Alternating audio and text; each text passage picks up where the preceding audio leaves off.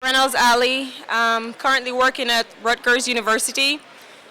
I am originally from Jamaica, born there, grew up there on a farm. My dad is a farmer and he grew a lot of produce, fruits and vegetables. He also had a lot of cows, goats, chicken, he had it all. So our definition, my definition of local, eating local is in my yard, like literally in my backyard. Which was quite different when I moved here actually. And it took me a while to get used to the food. That's one of the things longest to adjust to was the food.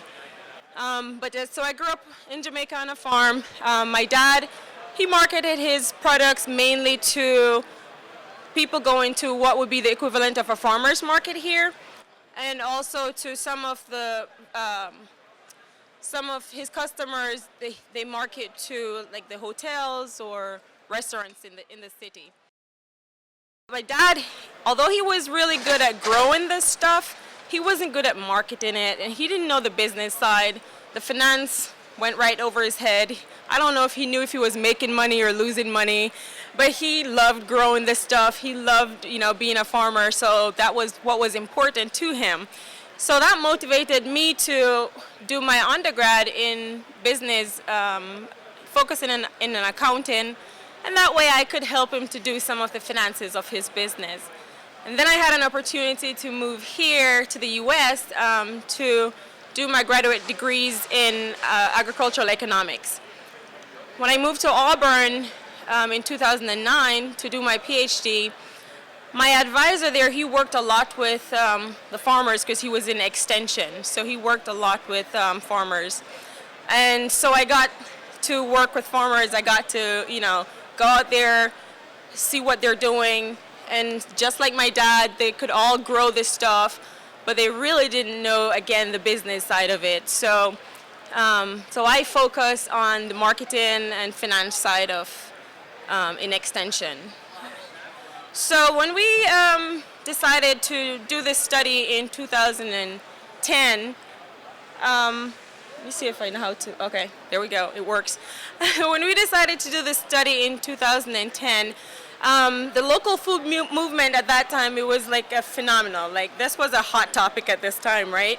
And from talking to the farmers that we worked with, most of them were selling directly to consumers, so they were doing like the farmers market.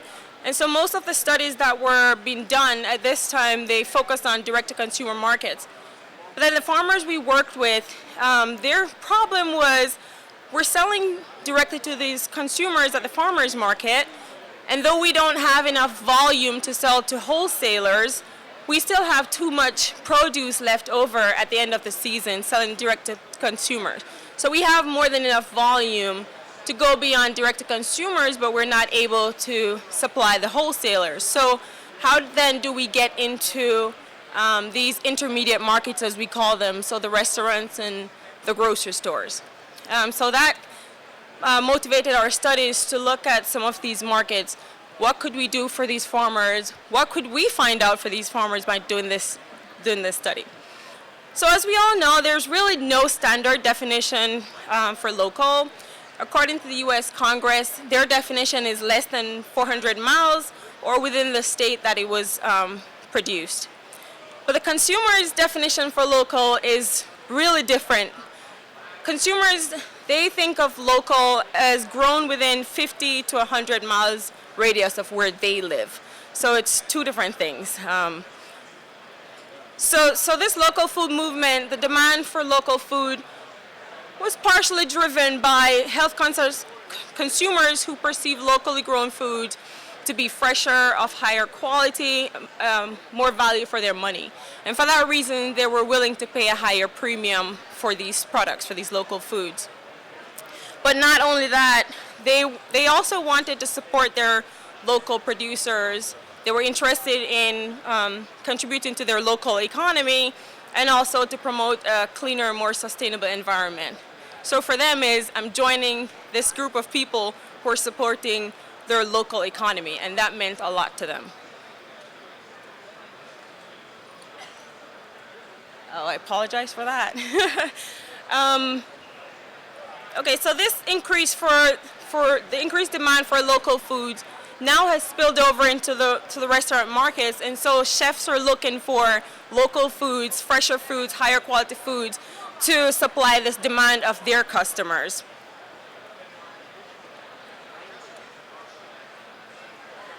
The food service industry represents one of the largest industries in the U.S., and according to census data, food away from home was just over $600 billion in 2012, where restaurants accounted for more than 70% of that total. And this tells us that there is a huge potential for farmers to tap into this market to sell to, these local restaurants. I do apologize. I didn't even know this was happening. I thought it would all come on the screen at once, but I'm sorry. So as I said, this market then, it represents a tremendous opportunity, like it's a tremendous potential for developing this network between the local growers and these restaurants. So for the study, we primarily looked at the full service restaurants. And our reason for doing that is these are the restaurants who would want to purchase locally, who would be interested in the local foods, who would be interested in, fresh, healthy products, but also their customers would be the one who would be interested in these products as well.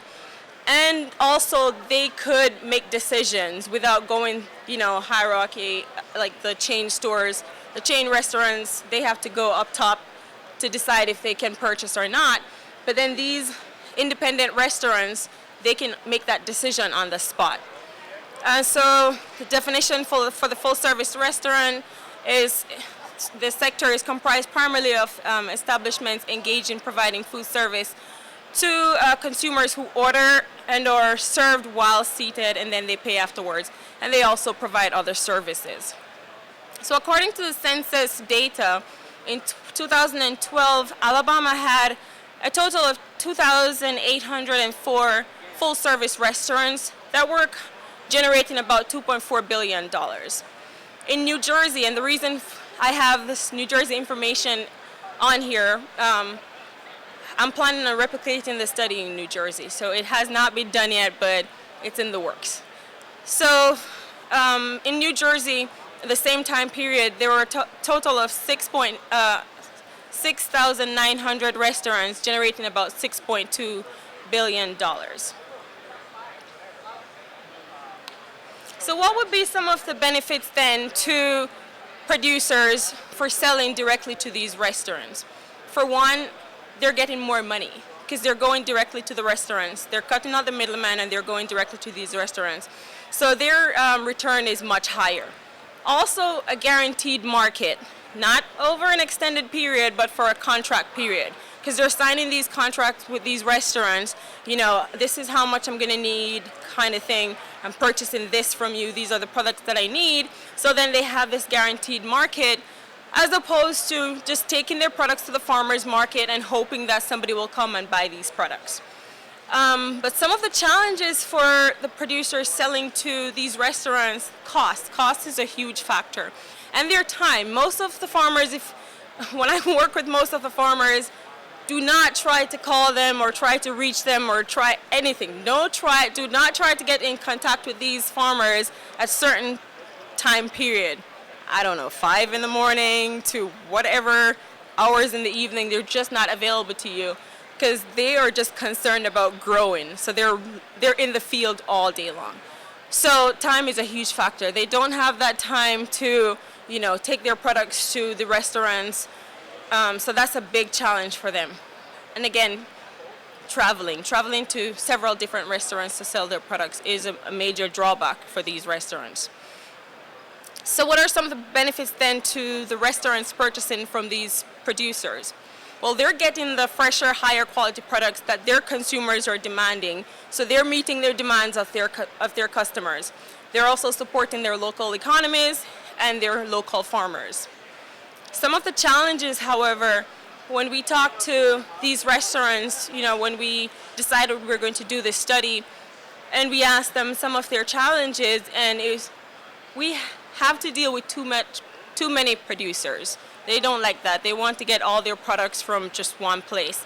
So too many producers, the availability of the product, you know, the consistency of the supply of the products and consistency of delivery, and then the methods of payment. They prefer to purchase from these food suppliers where they can pay within, I say, 30 days, or most farmers want their money this quickly.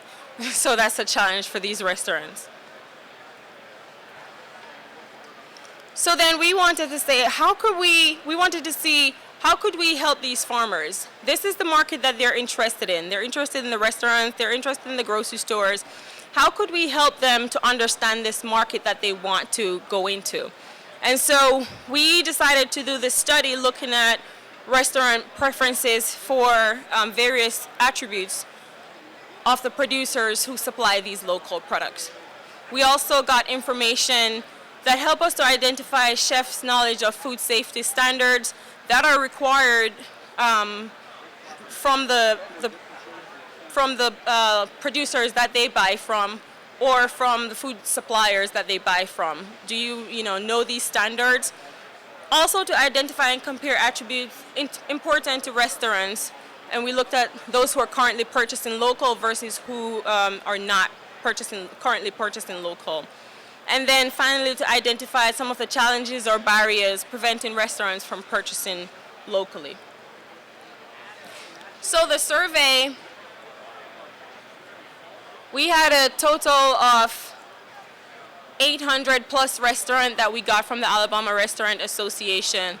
However, after taking out all the bad addresses and people we couldn't reach, we had a total of 747 restaurants that we surveyed. And we did several different surveying methods. We started out with SurveyMonkey. Well, that did not work out at all. And then we went to mail, and we mailed, so many surveys, but then the response again was really small. So we decided to do a telephone survey, but we didn't do it ourselves. We, paid one of these companies to do it for us. And they got a total of 100. Together with all methods, we got 152 responses, but then only 131 responded to the preference portion, which we'll talk about afterwards. So we had 4 sections to the survey. Section 1, we just looked at the general information. How long have you been in business? What's your primary role in the restaurant? What county are you located in? Like your prices for your products, etc. And what's the average weekly expense of your current food that you're purchasing? Well, we didn't get too many responses on that one, but the others were good. And then section 2, we targeted the people who weren't currently purchasing local. So in section 1, I'll go back for a second. One of the questions that we asked them, do you currently purchase locally grown products? And if their answer is no, then we had section 2, which targeted if you do not purchase. And then we had another section that looked at whether or not you purchase. So for those who did not purchase, one of the things that we asked them, what's your primary reason for not purchasing local? Because we wanted to find out, their challenges. And then we asked them, okay, so if you could purchase locally, would you be interested in purchasing locally? Or would you be interested in promoting this local foods on your menus? And we went through asking them to rank and rate different factors that would be important for them if they're considering purchasing locally. And then we targeted the ones that answered yes to that question, that they do purchase local.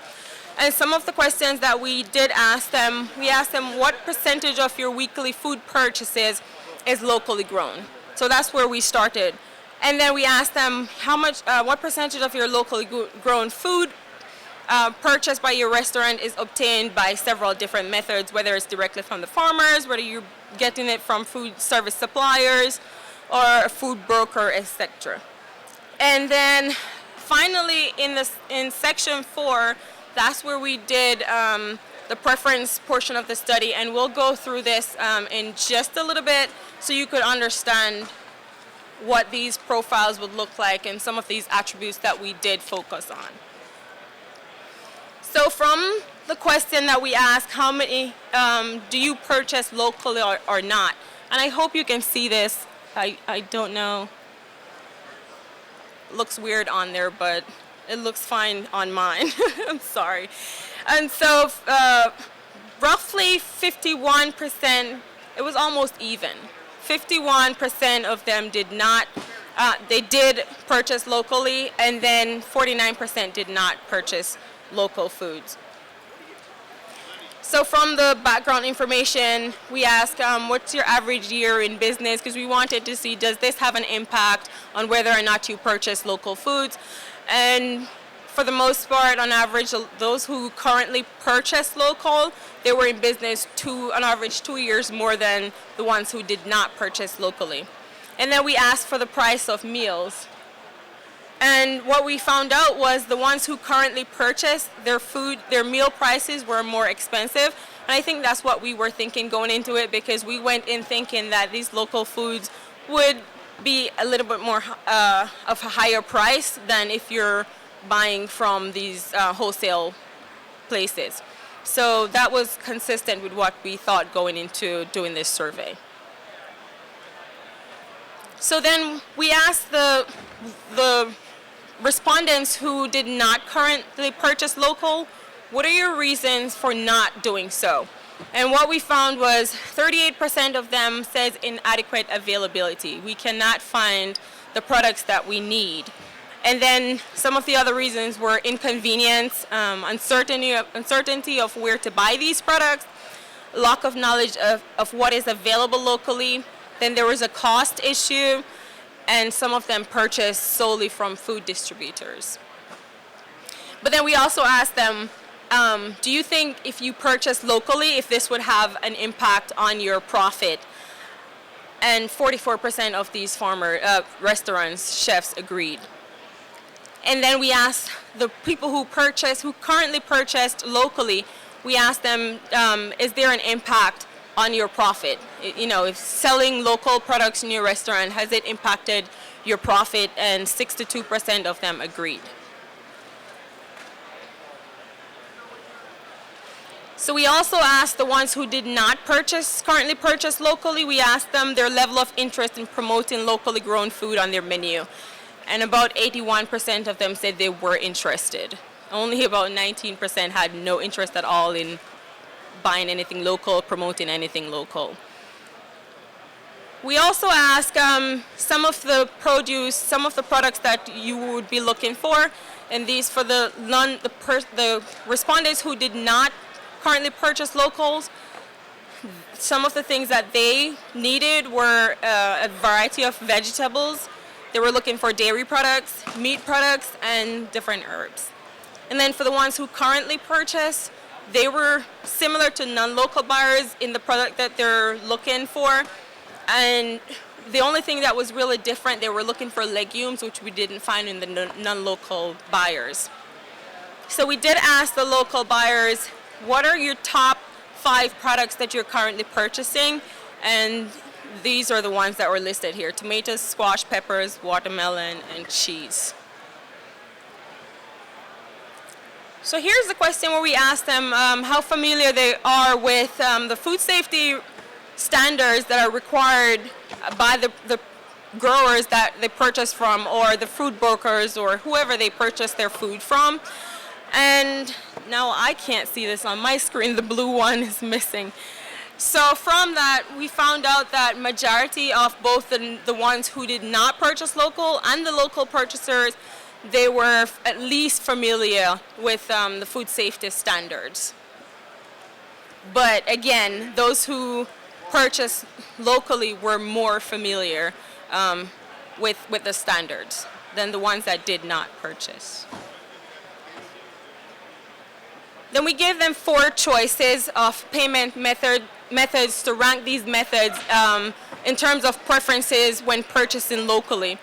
So we asked the non-local, and both non-local and local, and what we found, which was surprising to us, that they would prefer to pay by check. We were thinking invoice would be the ideal, but what we found was most of them were looking to pay by checks and then invoices. Paying by debit or credit cards was their least preference. They did not want to do that. And then cash was not too they didn't want to do cash. Well, at least for the non-locals. Then we asked them to rate the importance of several factors when they're making their decision to purchase locally.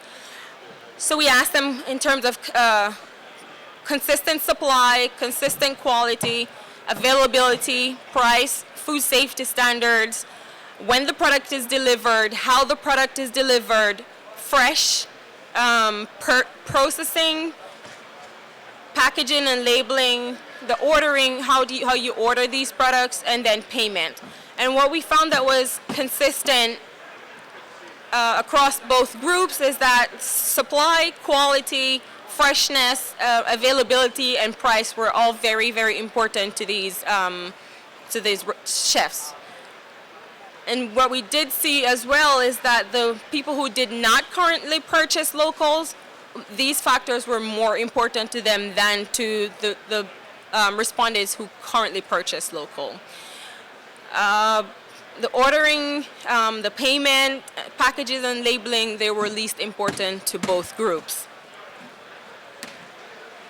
So we asked the group that currently purchased local, how many percent of their current weekly food purchase is actually locally grown. And what we found out was majority, which was 71%, only purchased about 1 to 25% locally grown weekly. So most of the food that they were buying was not local food. And this tells us then there's a huge potential in this market that these local farmers can tap into. Again, if they can provide restaurants the different qualities and characteristics that they're looking for. And only 7% of these restaurants purchase 75% or more locally grown per week. So then we ask, this was not the slide that I was supposed to show, but this is just the percentage of the respondents. But what we got from this when we asked them their source, where they got their local food from, only 6% of these restaurants purchased 100% of the locally grown food directly from a farmer. Again, that tells us that there's a huge potential, there's a huge market for the local foods to tap into. And about 9% purchased from the farmers market. All others were purchased from a food source supplier or some other market.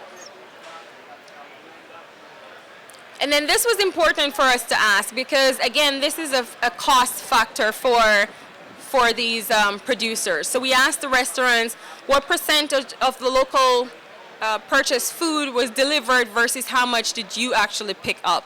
And what we found was 6 to 9% of it was delivered. So that's a huge number for farmers to consider. I'm going to have to drive to these restaurants to deliver these products or find somebody to deliver. So you're thinking cost, you're thinking time. But then that's an important component for these restaurants. So if you want to tap into this market, then this is something that you're going to have to consider. And again, doing this study, that's what we wanted to come across. We wanted to pretty much take out the guessing games for the farmers that we work with.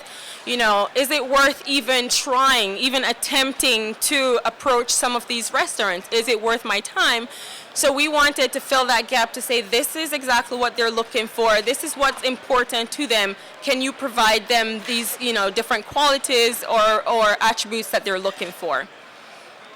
And I already talked about this. It just shows that the non-local, they do think, not majority, about 40%, 44% think that purchasing locally would have an impact on their profit, and about 60 or less than that for the ones who currently purchase, they say that purchasing locally has an impact on their restaurant profit. So just based on frequency of these attributes, this is what an ideal profile would look like for restaurant purchasing. So they're interested in purchasing from 6 number of farmers, 6, and I'll go through these attributes in a little bit. I should have put this slide afterwards so you understand exactly what I'm talking about. But they're interested in purchasing from 6 farmers who produce their food naturally, and they wanted fresh, whole products at the lowest price possible, of course.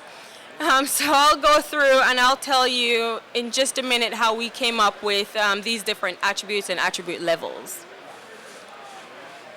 So we did a conjoint analysis, and this is a tool for understanding consumers' preference structure for different attributes of a product. And it's based on the idea that a consumer aggregates the individual values provided by each feature of the product to determine the total value of the product. And this method, conjoint analysis, it provides valuable information about the attributes and attribute levels of a product before the product is even created. So we had 4 attributes: number of producers, production method, product form, and price. And then we have different attributes levels. So for number of producers, we had 3, 6, 9, and we're asking the restaurants in terms of preference, would you want to purchase from 3, 6, or 9 farmers? And we came up with this number from pre-testing the survey and talking to these restaurants, and that's how we came up with the number. Would you prefer to purchase from fewer farmers? Because then one of the concerns with a restaurant is we're going to have all these people coming into our restaurant on a daily basis to deliver. We don't have time for that. We don't have time to have so many farmers showing up at our back doors, so many times for the day. So they weren't interested in purchasing from too many. But then they also understood that if you wanted the products that you needed and you're going to purchase local from the local farmer, then you're going to have to purchase from more than one, because their quantity, again, is so small, and the variety of products, they don't have the variety. So you're going to have to purchase from more than one farmers if you actually want to, support these local farmers and purchase from your local farmers. Then the production methods, we chose the most common methods: conventionally produced, organically produced, or naturally produced. And we did give the restaurant some information on that, what conventional or organic or natural would mean. And for organic, it was certified organic, USDA certified. And then we asked them in terms of the product form, would you prefer to have fresh whole products, meaning exactly how it was harvested? Maybe it was just washed, but that's about it. Just bring it to me the way you harvest it. Or would you prefer processed bag? Processed does not mean like a value-added product. It only means chopped or washed. So it's not processed meaning it's a value-added product. That's not what we asked them. And we made sure we clarified that with the restaurants who were responding to the surveys. And then in terms of price, we did ask their average weekly price that they're spending for a basket of goods, the local goods. And then we asked them, so we did a percentage, which when I redo this study, I will do actual dollar amount.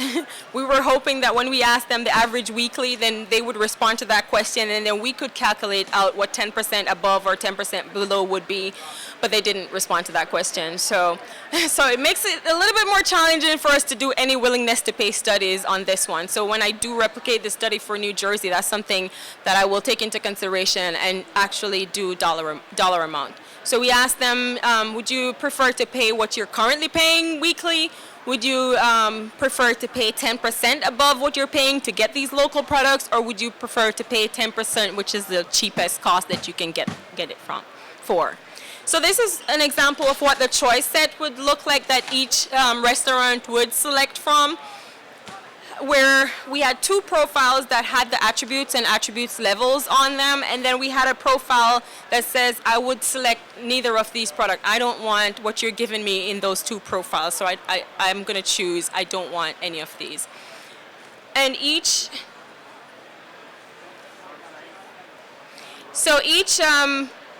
restaurants were given a total of 8 choice sets to choose from. So which means one restaurant had a total of 24 responses. So 8 sets, and each set had three in there. So these profiles were hypothetical profiles used to determine their preferences for local food attributes. And we gave them information as to what the attributes are and the different attributes levels. And then we asked them to compare the features of the profiles that, in each of these choice sets, and then select their most preferred choice from each choice set. And this is what we use a multinomial logit model, and this is what our equation looked like that we estimated. Again, let me just say, I'm not the econometrician, so somebody else is working on that part of it. I really don't know. All I want to show you from this is that the VIJ that you're looking at is the choice. So it's the selection that they chose for each choice set. And then for the rest of the equations, you see 3, 6, 9, natural. Those are the attribute levels that we asked them. And again, the choice, which was our dependent variable, if you selected, then it's 1. If you didn't select the profile, then it's 0. So what we found out that was important to these restaurants was naturally grown. They were interested in naturally grown products. So if you grew, so this is what we were able to tell these farmers: if you're growing naturally products, then they're looking for that. And one of the reasons, and you'll see that in here, organic was not important to the restaurants, and we did ask when we pre-tested the survey, why is it not important? And they said for their customers, as long as it says local, that's what was important to them. It does not have to say organic. They associate local with fresh, healthy products, so organic wasn't important. So it wasn't important in this study as well. And then fresh was very important to them, as well as paying the cheapest price, which we all knew that was going to be the case. So let me just compare a little bit, show some information on Alabama versus New Jersey and how these are some of the characteristics that we are thinking that will make a difference when we do the New Jersey study, and maybe then organic will have an impact. It will be important to these studies, to these restaurants. For one, the education, if you had a bachelor's degree or higher, is 26% for Alabama versus 35%. So one of the things when people talk about local foods, they always say the people who are going to purchase local foods are the ones with higher education, who actually have a knowledge of local foods, who actually have a knowledge of the health benefits of eating, locally healthy food. So we want to see if that will actually play a factor when we do the New Jersey study, as well as the household income. As you can see, there's a big difference with New Jersey, which is 71, that should have been the other way around, which is 71,000 versus Alabama 43,000. So, so we'll see if that actually plays a role in that. In terms of the number of farm and the farm size, we did see that New Jersey farm sizes, farms are much smaller than the Alabama farms, which should be an important characteristics when we do this study, because then these are the farmers who they don't have enough volume to actually sell to the wholesale, and so they will be dependent on the direct-to-consumer markets as well as the intermediate markets.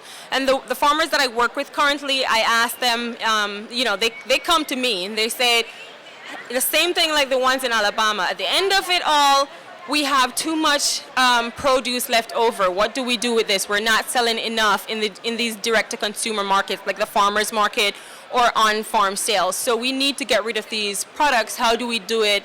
How do we tap into these intermediate markets?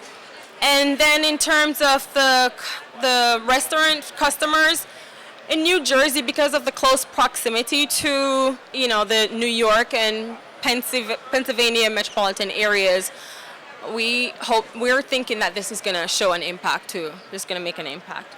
So overall, inadequate availability was found to be the primary reason that these Alabama restaurants weren't purchasing locally. Some of the other bars, as we talked about, were inconvenience, uncertain of where to buy, etc. There was no strong significant preference in this study shown for the number of producers they want to buy from, even though when we pre-tested the survey, they did say we want to purchase from the fewest producers as we can, farmers as we can. And then organic was not very important to these restaurants. They preferred something that was naturally grown. They wanted fresh, and then they wanted this at the cheapest price possible. So that's all I have. Thank you for your attention. If you have any questions, let me know.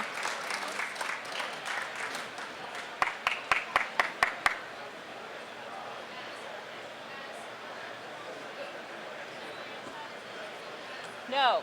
These were only independently owned restaurant, no franchise, because as I said before, they wouldn't be able to make this kind of decision. And then most of the franchise restaurants, if we're really thinking about it, they're not going to be the ones that are going to sell these healthy food at all. So.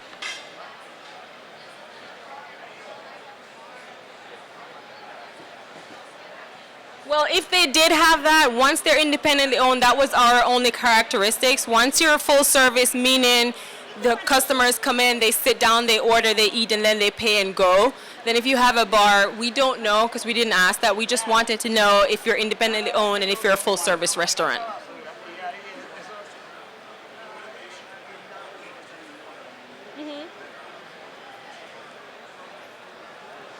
I'm sorry, you can have to see. So some of the restaurants, when we pre-tested the survey, when we went out, talked to a couple of these restaurants, they just wanted to support their local. They said, these are the people who we've grown up with. These are the people who we know. We have a relationship with them and we want to support them. And so some of them would even ask these farmers to grow specific items for them because they had that relationship and, had that trust. And they knew, if I ask these local farmers that I know for years and years and years, because we have that relationship, then they'll do some of what they're asking for. So.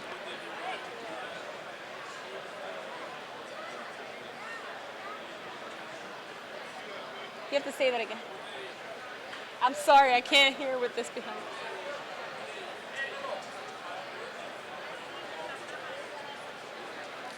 Oh, it depends. Cost is always very important. So if they're not going to make a profit from doing that, they're not going to do that. So they're going to consider their costs when they do it. A very few restaurants that we talked to, but there were some.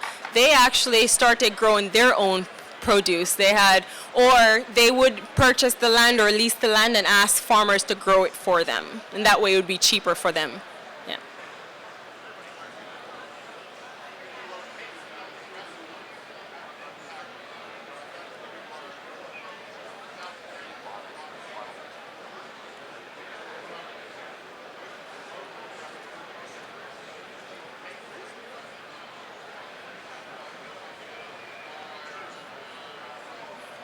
We didn't look into that, but the response that we got were all from all over the state. Like literally every county was represented, but we didn't really take into consideration whether their location would impact. And that might be something that we should consider here for New Jersey, because Alabama is different from New Jersey. That would be an important factor in New Jersey, because you're talking about the New Jersey shore, or you're talking about the proximity to Pennsylvania versus to New York. So that will be something that will be important for us to look at when we do the New Jersey study.